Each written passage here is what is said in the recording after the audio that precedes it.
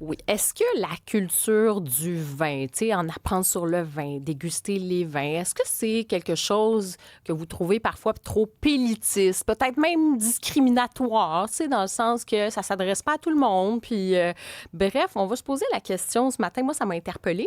Je me suis dit, il faut que je parle avec Naïka Édouard. Elle est fondatrice du club de dégustation Appartement 20, Exactement. c'est ça. Oui. Et spécialiste des communications. Vous avez gradué aussi en journaliste il y a 1 an. Félicitations. Donc, avec vous, on va parler de ces fameux ateliers que vous avez créés. Cybèle Olivier, si les gens veulent nous écrire, poser des questions, on aime toujours les entendre, les écouter, les lire. Et on fait comment? C'est au 187 Cube Radio. Puis vous pouvez appeler aussi, hein, vous textez beaucoup, mais n'hésitez pas, 1877-827-2346. Naïka Édouard, parlez-nous de justement ces ateliers de dégustation-là. Premièrement, c'est quoi le problème avec la culture du vin au Québec? OK. Bien, déjà, premièrement, merci de me recevoir. Ça fait plaisir. Je dirais que il n'y a pas nécessairement... C'est pas un problème vraiment insidieux d'une certaine façon. C'est plus quelque chose qui plane un peu, c'est un ressenti un peu. Je pense que la meilleure comparaison que je pourrais faire, c'était, on va dire, une femme qui serait dans un milieu de, je sais pas, c'est vraiment stéréotypé, mais dans un milieu de l'automobile. Par exemple, elle va dans une conférence dans le milieu de l'automobile, elle va sentir que dans la place, elle est peut-être une des seules femmes qui est là. Fait qu'il n'y a pas nécessairement un problème, mais c'est plus, il y a une opportunité d'aller chercher plus de femmes pour entrer dans ce milieu. Fait que c'est la même chose que je vois dans l'industrie du vin. Puis au Québec également, parce qu'à Montréal, surtout, je trouve que c'est l'industrie du vin, la scène du vin, elle est vraiment bien connue à l'international. Tu as des journalistes à New York qui vont parler de l'industrie du vin à Montréal, de comment tu as des incroyables sommeliers, tu as des restaurateurs qui sont vraiment à l'avant-garde en termes de sommellerie. Donc, moi, étant... Pour les sommeliers, là, vous voulez dire? Exactement. Sommeliers, mais aussi restaurateurs qui mettent vraiment, qui ont une belle carte des vins. Tu sais, moi, j'ai l'habitude d'aller à New York, puis c'est pas aussi avancé qu'ici à Montréal. On a beaucoup de vins du Nouveau Monde, beaucoup de vins de l'Ancien Monde également. C'est très diversifié, c'est très effervescent. Puis c'est incroyable ce qui se passe à Montréal. Fait que j'ai eu la chance de pouvoir participer à cette scène-là. Mais en étant là, souvent, je me suis sentie comme si j'étais un peu la seule qui me représente. Hein. C'est très homogène comme milieu. Puis c'est pas comme si c'était fermé nécessairement, mais c'est juste que je sens qu'il y aurait la place pour donner la place à d'autres personnes également. Donc là, si on lit entre les lignes, c'est aussi, vous trouvez finalement, il n'y a pas assez de diversité dans cet univers du vin. Vous parlez par exemple, pour ce qui est des sommeliers, des sommelières, vous dites, et ça vient d'où tout ça? Là? C'est-à-dire qu'il y a un côté, c'est quoi? C'est élitiste selon vous? C'est quoi le problème avec ça? Là? Comment se fait-il que cet univers-là n'arrive pas à ratisser plus large pour vous? Déjà, je pense qu'il faut comprendre que l'industrie du vin, c'est parti surtout de l'Europe. L'Europe qui, on va dire, les vignerons, tout ça, c'est une culture qui est partie des personnes blanches, d'une certaine façon. Puis, à la base des bases, comme pour moi... C'est parti de là, ça a été envoyé un peu partout dans le monde. Mais il y a une tradition, c'est sûr. Si vous allez, par exemple, en France, c'est une tradition, de millénaires et tout, exactement. Et même plus, exactement.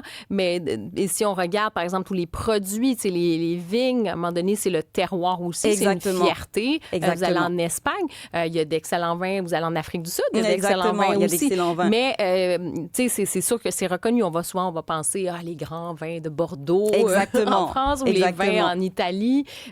Donc, c'est aussi leur patrimoine depuis des patrimoine siècles. Culturel, historique, tout ça. Fait que justement, je pense que, je vais le dire, c'est très blanc, puis c'est normal et c'est correct, c'est pas un problème. Mais c'est que avec justement la mondialisation du vin, ben il y a des informations qui s'échappent du côté des personnes de couleur. Pas tout le monde reçoit cette information. C'est sûr que moi, je vais parler en tant que personne noire, personne haïtienne de Montréal. J'ai pas grandi dans un milieu où on va me parler du vin comme possibilité d'emploi, comme possibilité de carrière. C'est pas... Alors que c'est quelque chose que je sais que des amies blanches à moi ou des personnes blanches que je connais, elles ont été habituées à grandir dans une maison où ils vont manger de la nourriture, puis leurs parents vont boire une bouteille de vin et tout. C'est sûr que tout le monde boit à certains temps une bouteille de vin, mais c'est pas quelque chose de vraiment ancré culturellement en nous. Puis c'est quelque chose que j'ai appris à reconnaître en ayant travaillé 2 ans à la SAQ, en ayant travaillé 2 ans plus dans le milieu des communications promotionnelles dans un restaurant à Montréal.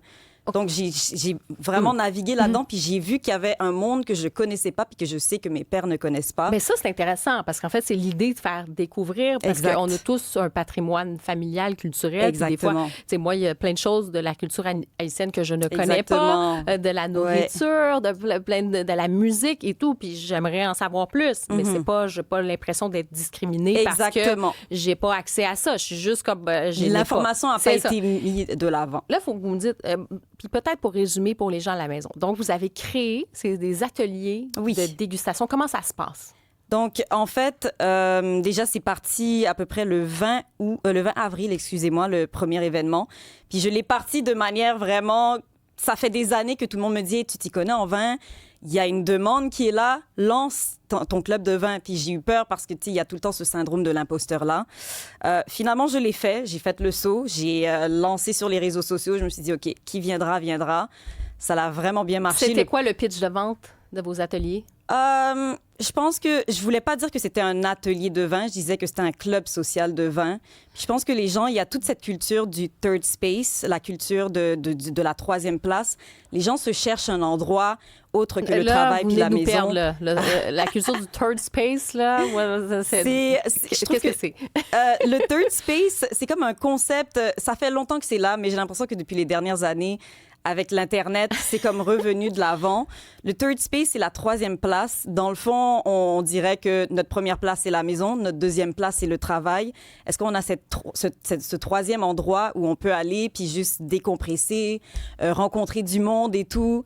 Fait qu'en ce moment, c'est vraiment gros la culture de la troisième place. Les gens se cherchent cette place qui leur appartient, qui les ressemble. OK, donc là, c'est un club social pour découvrir le vin. Ça s'adresse essentiellement aux communautés culturelles? C'est ouvert à tous, mais la manière dont je le brand, c'est que c'est un espace sécuritaire pour les personnes de couleur, pour venir apprendre sur le vin, parce que parfois, d'aller en tant que personne noire dans une dégustation, je sais pas, des importateurs privés à Montréal, ça peut faire peur. Tu te dis, OK, je m'y connais pas assez.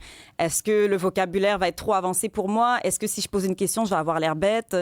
Fait que c'est un espace sécuritaire. Ça, moi, je trouve ça génial sur l'atelier de dégustation puis d'avoir un espace convivial. Mais je dois vous avouer, sur l'aspect, le safe space sécuritaire, c'est comme... Puis c'est vraiment comment je le ressens, là. Puis justement, on va en parler.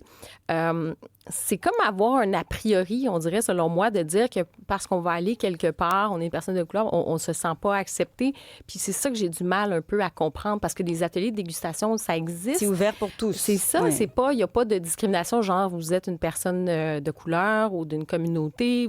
Au contraire, tu sais, je pense que les gens aiment qu'il y ait des personnes de tous les horizons. Donc, de dire, on va faire un safe space, un espace sécuritaire, est-ce qu'on est en train de présumer qu'il y a un manque d'accueil, il y a une forme de discrimination? C'est ça que je comprends pas. C'est pas nécessairement de dire directement, ces gens-là, ils discriminent, ces gens-là, ils nous font pas de l'espace. Ils font de l'espace pour tout le monde. Moi, j'ai été à ces dégustations-là parce que je suis quelqu'un qui est très...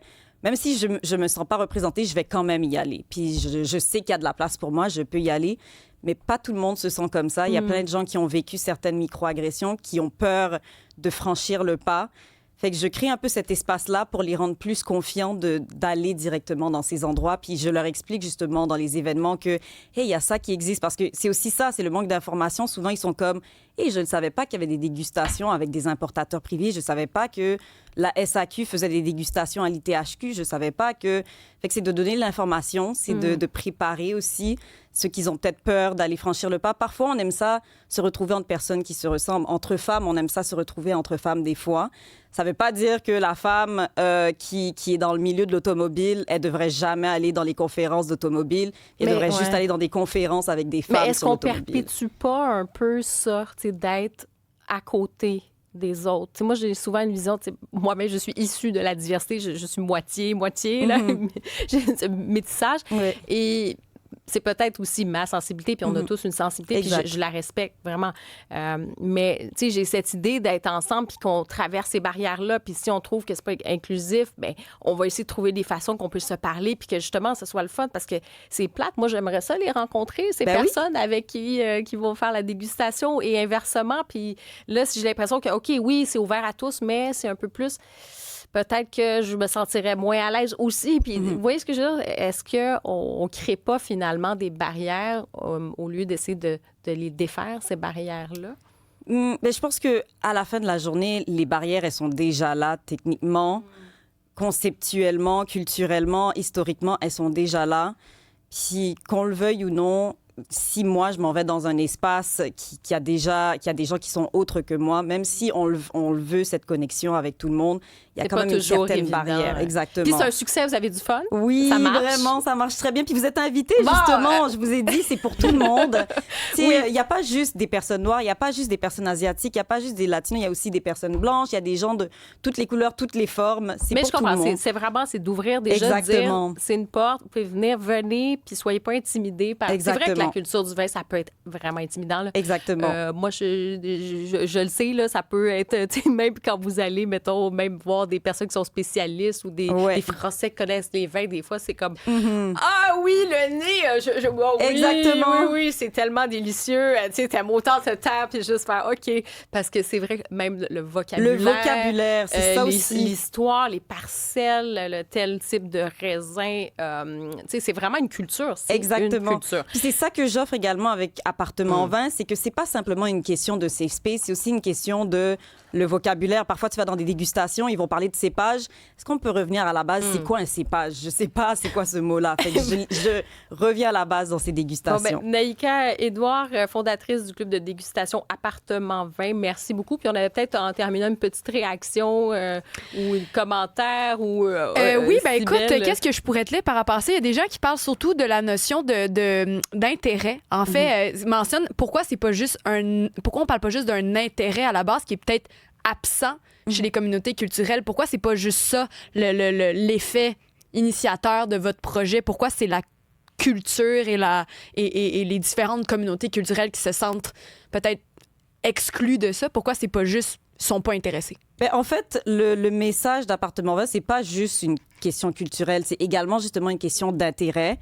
Tu sais, là, on parle de ça, mais c'est beaucoup plus que ça, Appartement Vin. C'est ça exactement. C'est que je l'ai vu qu'il y avait un intérêt chez les communautés culturelles, qu'il y a un intérêt pour le vin, mais ils savent pas par où commencer.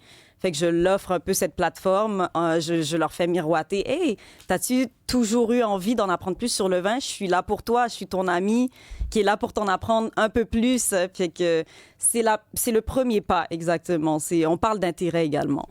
Bien, Naïka Édouard, merci beaucoup et bonne dégustation et bon succès avec Appartement Vin. Merci beaucoup. Merci.